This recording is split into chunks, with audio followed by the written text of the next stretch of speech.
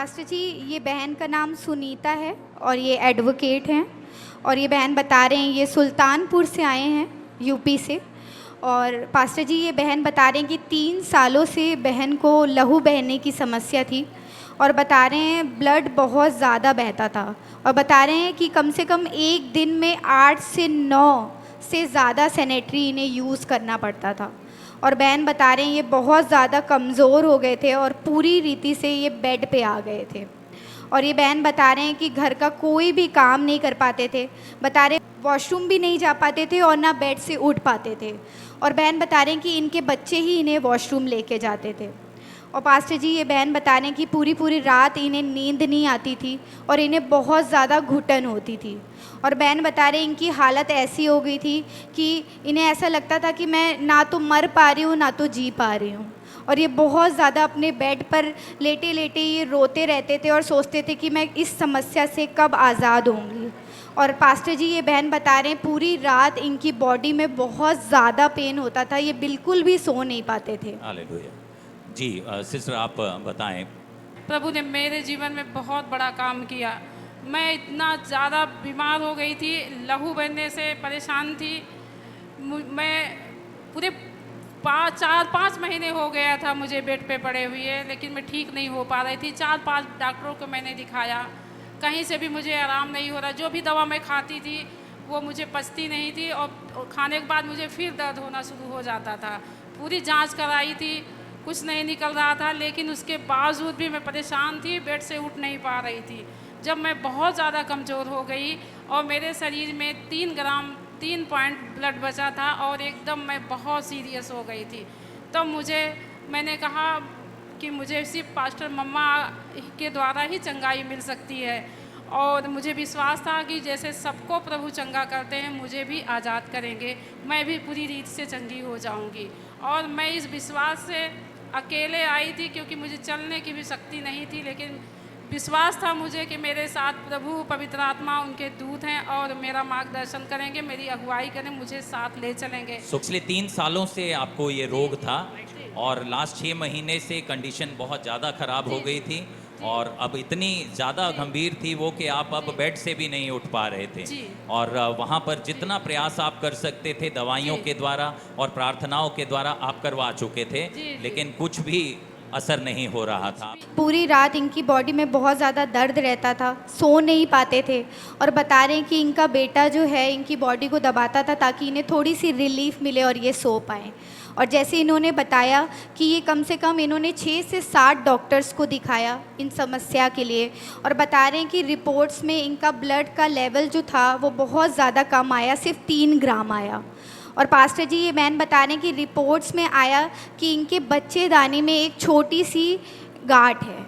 और पास्टर जी, डॉक्टर्स ने बोला कि हम ऑपरेट करके आपकी गांठ तो निकाल देंगे, पर हम गारंटी नहीं दे सकते कि आपका ये ब्लड बहना बंद होगा कि नहीं होगा।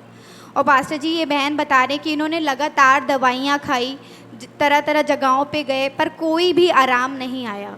और ये बहन बता रहे हैं कि किसी भाई ने इन्हें प्रभु यीशु मसीह का सुसमाचार दिया और 2022 से ये कंचल मित्तल मिनिस्ट्री से जुड़े और ऑनलाइन मीटिंग्स को देखना शुरू किया।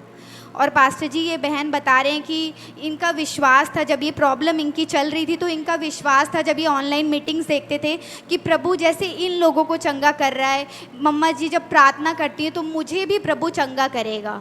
और पास्टर जी, ये बहन बता रहे हैं कि विश्वास के साथ ये 26 अगस्त 2025 को परमेश्वर की भवन में मीटिंग को अटेंड करने के लिए आए और बता रहे हैं कि ये लालरू क्रूसेड में गए।